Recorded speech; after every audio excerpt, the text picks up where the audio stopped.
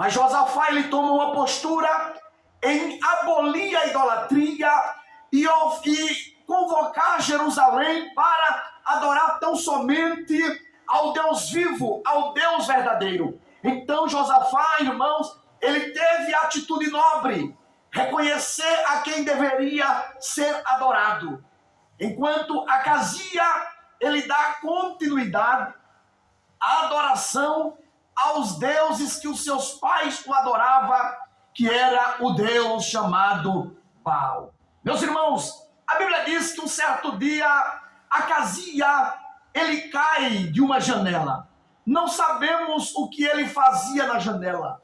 Não sabemos o que ele estava fazendo naquela janela. Mas a Bíblia diz que era uma janela alta.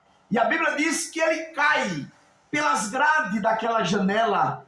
E a Bíblia diz que quando ele cai, a Bíblia diz que ele adoece. Nos dá a entender que, muitas das vezes, alguém cai.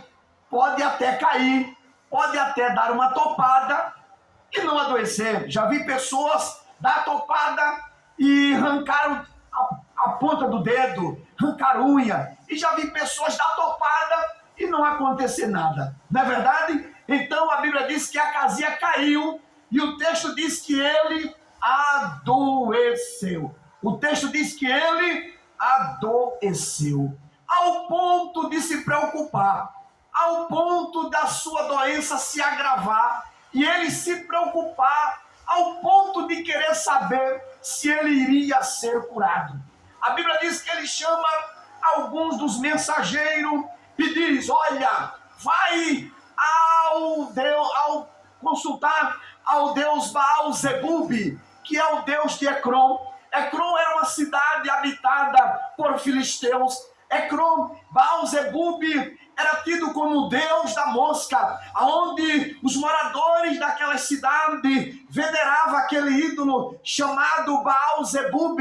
Então Acazia chama seus mensageiros e diz: vai lá, pergunta para Baal-zebub se eu vou ser curado, se eu serei curado desta enfermidade, se eu irei me levantar desta cama. A Bíblia diz que os mensageiros se levantaram e foram ao encontro do Deus chamado Baal-zebub. E quando eles vão no caminho, Deus se utiliza de um profeta conhecido por todos nós, chamado Elias. Elias, o tisbita. Deus levanta a Elias e Deus diz: Elias, levanta-te, vai ao encontro dos mensageiros de Acazia e pergunta para ele se não tem Deus em Israel para ele consultar. Pergunta para ele se não existe um Deus vivo, um Deus verdadeiro, que verdadeiramente deve ser adorado. Pergunta a ele se Israel não tem um Deus que governa. Pergunta a ele se Israel não tem um Deus que cura.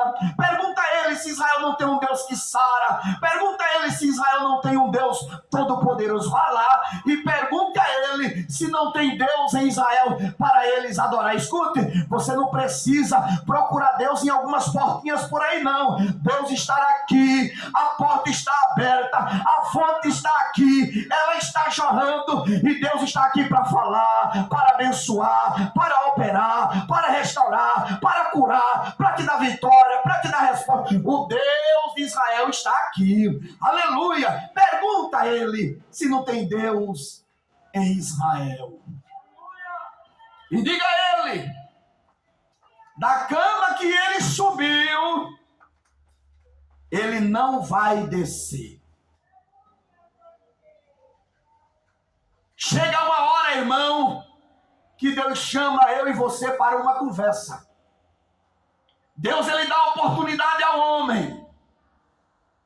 Mas tem uma hora que ele diz: senta aqui, vamos conversar. Algumas coisas precisam ser esclarecidas. E você precisa ouvir algumas coisas. Vai lá, diz para ele. Aí a Bíblia diz que Elias sobe e se encontra com os mensageiros de Acazia. E diz a ele: olha, pergunta a Acazia se não tem Deus em Israel para Acazia adorar, para consultar. Pergunta para ele se não tem um Deus que pode resolver o problema dele. Ao ponto dele mandar consultar Baal-zebub, o Deus de Ecrom. Volta lá, diz para ele, da cama que subiu, ele não se levantará. Ele morrerá. Os irmãos, observe que os mensageiros voltaram muito rápido, ao ponto de perturbar o rei. E o rei diz: vem aqui, por que voltaste tão rápido? Ele disse: olha, um mensageiro se apresentou a nós.